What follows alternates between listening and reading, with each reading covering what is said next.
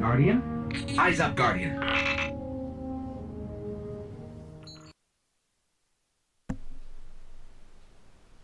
Is it gonna work? We don't know. We don't know what's gonna happen here. We hope it's gonna work. Hi there! Welcome to the Eyes Up Guardian, episode 5, recorded Monday, November 13th, 2017.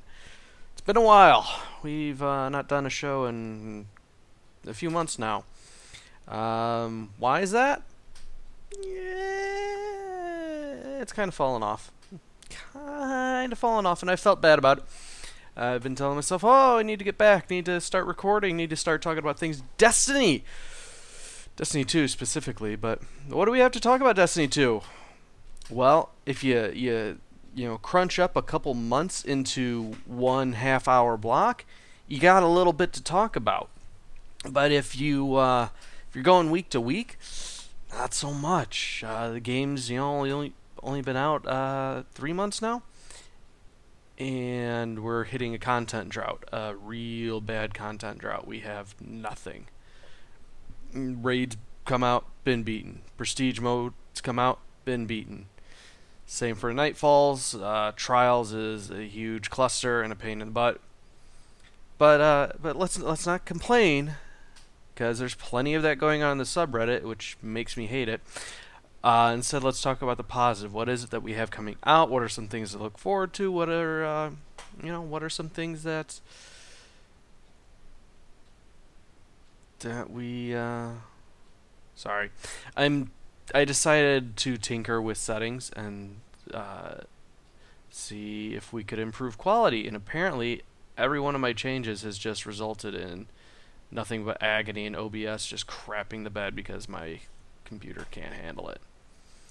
So we're going to monitor that, and we're going to see what we can get sorted out here. Okay? Okay.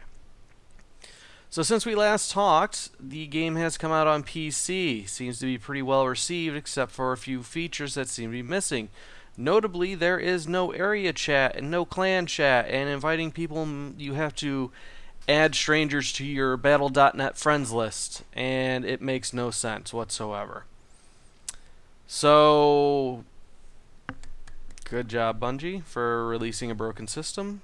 I was eyeing up playing on PC, even though I don't have a gaming PC at the moment. NVIDIA is currently testing out a system where you can stream using one of their servers and essentially play a game remotely. Right now it's in open beta for Mac users, but nothing on horizon for PC. So hopefully sooner rather than later. But somebody in the subreddit had reported, oh yeah, I was playing Destiny 2 max stats on my MacBook Air, and it was running great because of that streaming service. Where was I going with that? Settings. So yeah, I eventually was thinking about getting Destiny 2 for PC, but now I'm not so sure. Now they have by Bungie in their most recent This Week at Bungie post have said that they are going to be addressing clan chat and trying to bring that in, as well as area chats, which is absolutely critical. And every other modern game out there has these systems in place. You look at Ark, you look at Overwatch. It's a given. That's what's going to be in this game. And now console players, because this is their first Destiny, they are running into the same issues. I mean, PC players are now running into the same issues that console players have had for years and years and years, where, Xbox even has keyboard support. You can plug a keyboard in USB and type away in the chat. That's what I do with Ark. It works fantastic. There's no reason we shouldn't have something similar in Destiny. They're encountering the issues with the grouping up and finding other players, where I don't really need to reiterate, but activities like Trials and Nightfall and Raid requires you to go to third-party sites and find a group of folks to play with. Once you found them in the third party, you go ahead and invite them in game, and then you get that to put forward. Now, that being said, there are a lot of great third-party tools out there, but it shouldn't fall upon a third party to make a game functional for the developer. The developer should have these tools in place, and if they don't, usually the game suffers for it. So, speaking of third-party tools, I had tinkered around with finding a group for trials. Now, since we've last spoken, we've had a couple people join up with HSC, and live viewers or folks watching the audio archive can see, we've got Nightfall's pretty well down, which is great, but there's only 3 of us. So, in accordance with Bungie's ruling for activities, we need a 4th for PvP, and we need a 5th and a 6th, another group of 3 essentially, to do raids. Now, recruiting is difficult at best. You gotta find the right person that's gonna mesh with your group, and they're not going to be 12 or be difficult or get weird and stalkery with you. So I haven't really added anybody else new into the guild. Now, I have tried other services, like the Destiny subreddit does have a Discord where they do offer looking for group services, as well as the Fireteam subreddit. Now, because Xbox itself has the built-in looking for group system, it's pretty easy to find a group. However, the requirements that people put in their postings is absolutely ridiculous. Like, last night I was looking for a trials group because I really just want the achievement. I really want to get that knocked out so I can be done with it. And everybody's like, oh, you need a 2.0 plus KD ratio, and you must have the flawless banner. Or there's people that are like, oh yeah, we can log into your account and play for you. Like, no. But because the LFG system's in place on Xbox, these other utilities like Fireteams and the Discord channel are kind of lacking.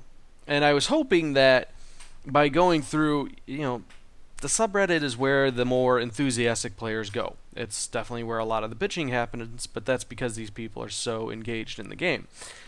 And I was thinking, okay, well, should have better luck finding a group, not necessarily looking for like a Sherpa or a carry, but just people to play with, people who, like me, really enjoy the game and want to get in with it and play with other people. Instead, I will relay to you my own personal experience with the Discord. Once you get signed in, you get sorted in, kind of like the sorting hat from Harry Potter. So I got put into apparently What's Hufflepuff with the Xbox group, and posted up, hey, looking for really enthusiastic. Oh, I'm looking for a group to run trials with. Want an awesome team. No response. Okay, I'll settle for a mediocre team, and somebody then pops in and says, yeah, mediocre teams don't really do well in trials, and it's like, yeah, that's kind of a given, but nobody's really kind of leaping at the opportunity to play a game here. So it's at this point when we get a warning from the admin saying, hey, you got to keep it on topic. Don't talk about other things in the looking for group channel except for looking for group. Now, I would think that discussing groups and trying to find one would be topical in the LFG channel. Not so much. I then woke up this morning after not finding a group through that Discord to get a warning from their automated systems essentially reiterating what I just said, keep looking for group to looking for group. So ended up quitting that Discord. It's like, really? I'm trying to find a group. I'm actually conversing with somebody. We might be coordinating, and you're sending me a warning. Yeah, no. Combined with the saltiness and just outright frustration that the subreddit provides, I don't know why I expected much different in the Discord, but it is what it is. I look at other subreddits like the For Honor, where admittedly that game has had many, many problems, but the people in there are just still super positive and really excited, enthusiastic, and it's just not post after post complaining about this, that, and the other thing. So it kind of ties into what I've been experiencing with Destiny 2 overall, in that the game itself, again, aside from running the raid and doing prestige modes or trials, there's not much. There actually not much is too generous. There's nothing else for me to do in the game. At this point, I'm trying to find ways to challenge or entertain myself, or change things up so I can, continue to enjoy playing, because I've got, my Titan at 305. I've got the Warlock and Hunter right nipping at his heels, but I'm feeling very little incentive to actually go up and, keep doing the weekly milestones to get them to that point. What I've done recently is, with this most recent faction rally, we've had one faction rally, now we've had the second one roll around, is, farm the sets, because on my Titan I want to have 3 different sets of armor, because this is, again, my way of spicing up the game and doing something different. So I'll have one for Solar, one for Void, one for Arc. This led to an interesting discovery, in that in the game you have a cap as far as Glimmer's concerned, where it's 100,000. It's fairly well known, I think. But the problem is the mods that you need to put in your armor to affect things like reload speed, or in my case what I'm looking for is quick recharge on your abilities, because abilities on their own just recharge super slowly. It is expensive. I burn through all the Glimmers as soon as I get it, just to essentially hit the slot machine, roll through, and try and get the mod that I need for that particular piece. I've got my Solar set complete. I'm working on the Void set with the Dead Orbit armor, and it's frustrating. It's like, okay, I need Void abilities recharge quicker on Titan chest piece.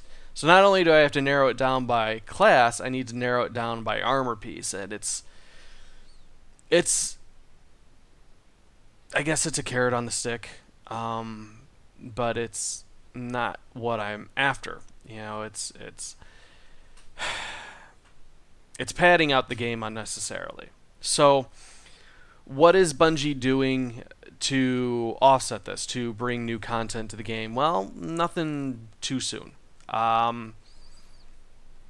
We did get 2 announcements. The biggest one is that we have the Rise of Osiris DLC coming out in December, and that is focusing almost entirely on a Vex expansion, and one of Destiny's more controversial characters, Osiris. So after searching for him through the first game, and all his rumorings and he might be around, he might not, that we hear from Ikora in Destiny 2, we got to see him in a fully rendered trailer, and essentially the plot breaks down that the Vex are amassing throughout all time, and they're going to try and shape the universe according to their design. Which is bad, but it's kind of what the Vex were doing before, when we went to the Black Garden to take out the Heart in the first game, in the vanilla base game, before any expansions. And while it looks enticing, it only looks enticing because it's new content that hasn't been explored yet. But if it's anything like House of Wolves or Dark Below, you're going to burn through the story content within, a matter of hours. It's not going to last. Now, the light level and item level are going up. Let me just double check this here. Rise. You'd think I'd have these notes prepared. Oops, it's not with a Z. I know the light level's going up. I want to say the actual level's going up.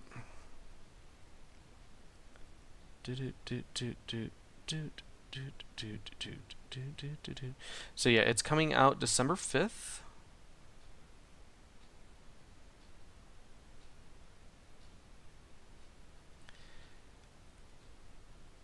Fucking pop-ups after pops. Oh, I did a swear.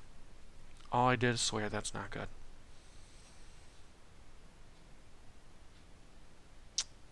Let's see.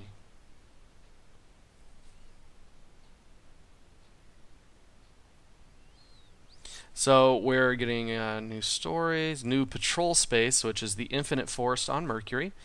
New social space is the Lighthouse, which is returning from the Trials of Osiris from the first game. They're saying there's new missions, strikes, free roam activities, which only makes sense with the new patrol space. Now, one of the big questions is new raid content. They're not specifically saying new raid. Now, the phrasing does line up with how they voiced things in the past, where we do get new raids, but they say it as new raid content. I don't know why they're not more explicitly clear and just say new raid, because I can't imagine them adding anything onto the current raid, Leviathan, with an expansion that's set somewhere entirely else. We're getting a new Crucible map on PlayStation. Xbox owners kind of get the shaft again. Increased level cap, and then new weapons, emotes, other additions. So that's really all we know right now. It kind of sucks that Xbox owners are getting the shaft again. Oh, Xbox and PC. Exclusivity deals suck.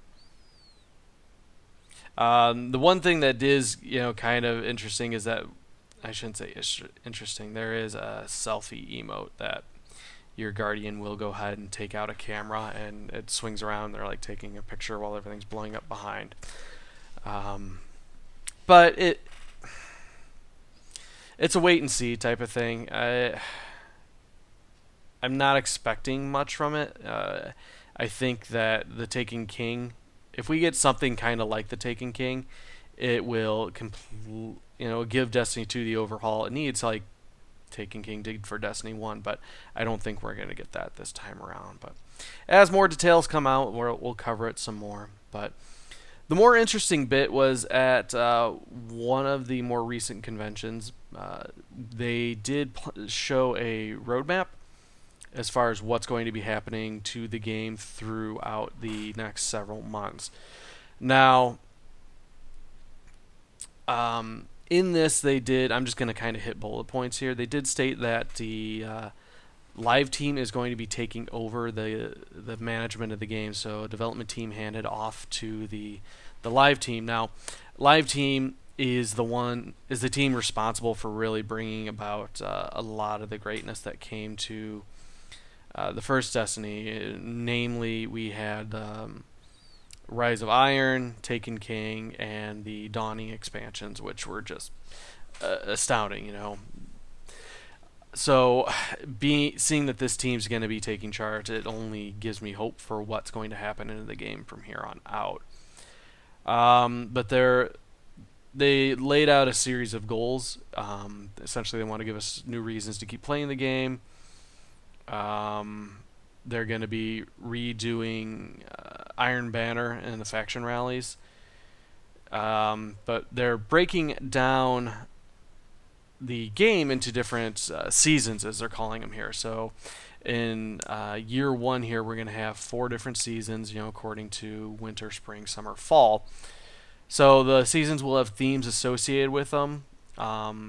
They're trying to take feedback from the community as far as adding and adjusting things like emotes, rewards, things like that. So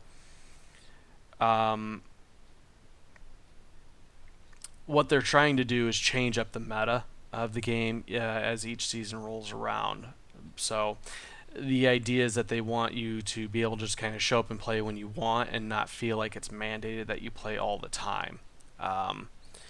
So Season 2 is going to be coming out this winter. They didn't specify when, but what we're getting when winter rolls around is the Dawning is making a return. So we didn't get the Festival of the Lost this year because of the staggered release between console and PC, which kind of really sucks. But there are a lot of good Halloween events and other games to look forward to and enjoy. So not a terrible loss, especially since the last one was kind of a cash grab.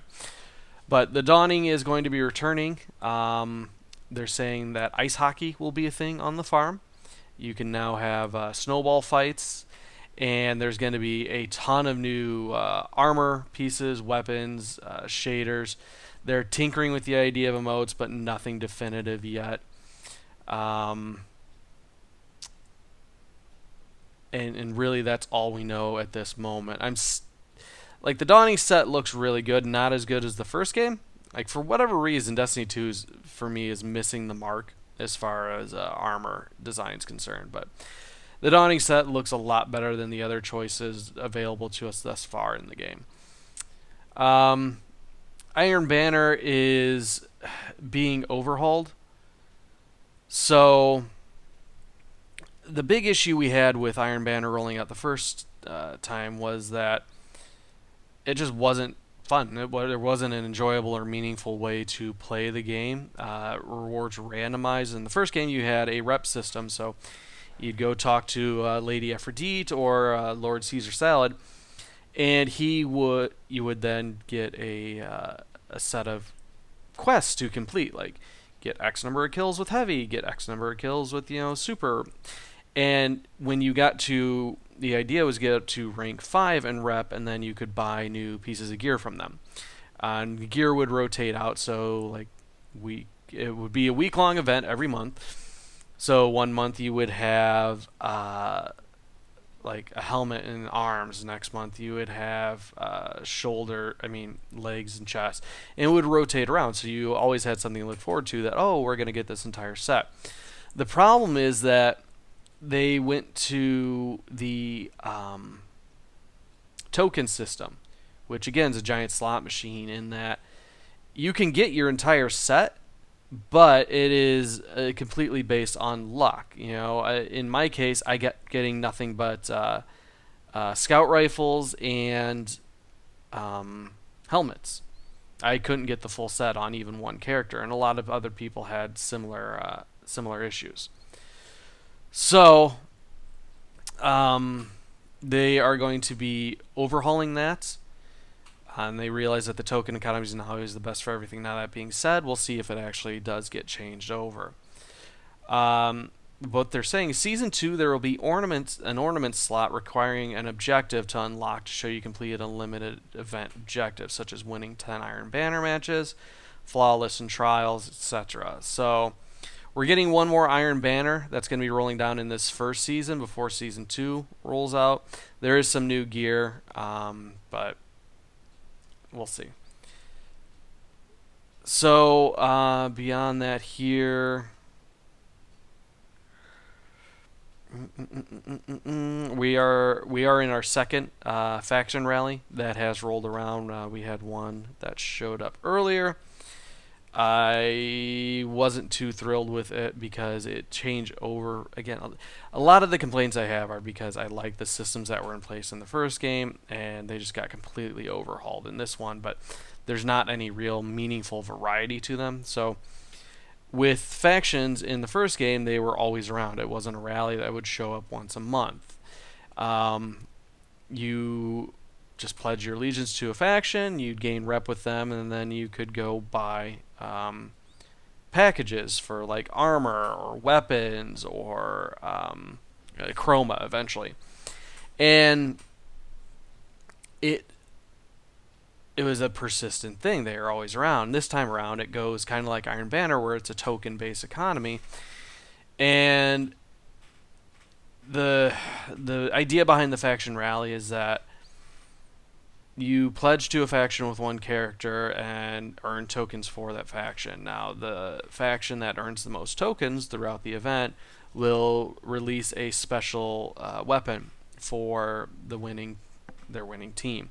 Now, the people on the winning faction can buy it for 1,000 glimmer. Those that weren't with the winning faction can buy it for 50,000. But the incentive isn't really all there because, one, you can, if you have 3 level 20 characters, you just put one in each faction, then you're covered with that. And 2, earning the tokens, it's nothing but a big farm fest because there are easy ways to essentially cheat the system and earn, hundreds upon hundreds of tokens. That being said, there is a cap on the number of tokens that you can earn. Essentially, you can go up 30 rep levels, and then the faction leaders will stop rewarding anything past that, aside from like shaders. Further complicating the matter is the fact that the loot pool for the factions doesn't contain just faction items. You can get random blues and just other garbage. So if you waste your rolls on getting just garbage, you're out of luck until the next faction rolls around. Now, it's like the Iron Banner event in that you might just have completely crap luck and not get anything out of it. Now, myself, I was extremely lucky in that I was able to get the full sets for both my Titan and Warlock with Dead Orbit and New Monarchy. But there's not any real incentive to grabbing the pieces of gear because they're essentially reskinned gear that you can already get. So again, just very lazy and reusing resources, and there's no real reason to keep doing it.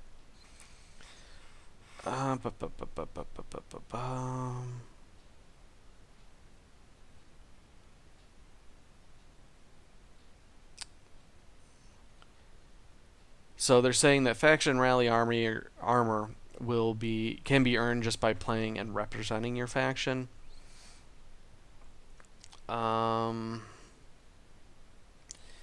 They're going to introduce a Clarion Call, which is a event where double XP can be earned when playing activities with your fire team, but it requires clan collaboration. They're going to be changing out the emotes and other rewards in Eververse. And then we're getting new ships, sparrows, and ghosts. The shaders are going to stay over the season, but there's no change coming as far as having permanent shaders, and they do, like, when it comes time to like deleting shaders, because there's more than 50 shaders in the game, but you only have 50 inventory slots. And when you want to delete them en masse, you can't. You have to delete them one by one by one, and it's a big pain. So it's on their to-do list to add in the mass delete, but there's, as they put it, no promises.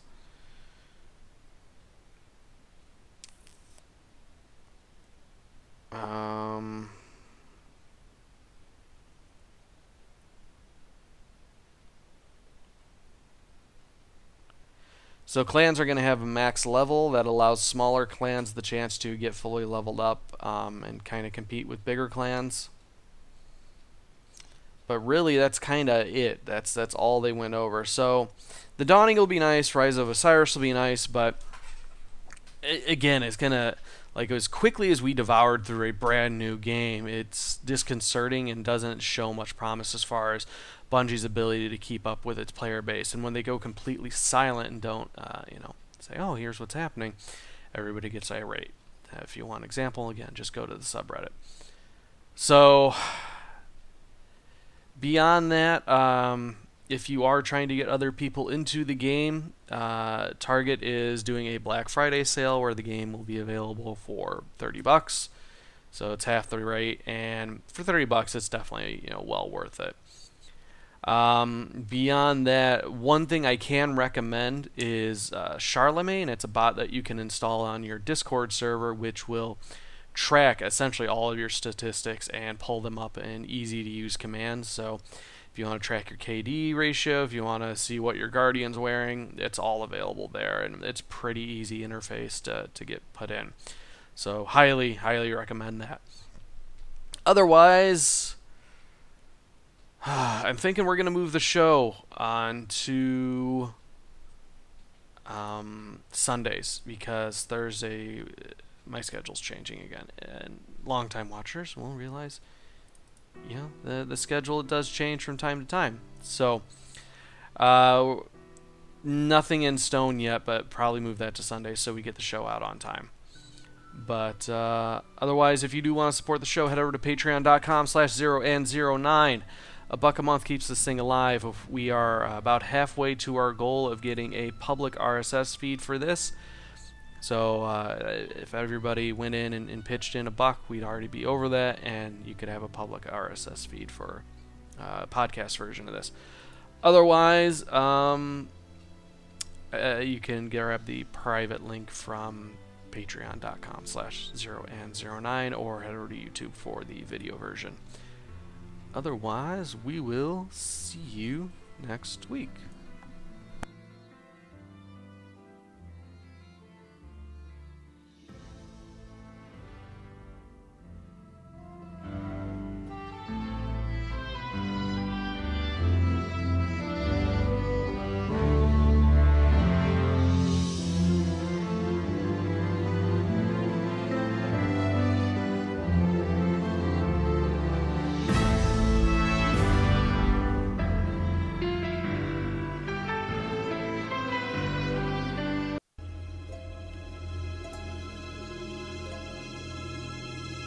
This show is part of the HFC Gaming Network. Get more at horrorofcasitis.com.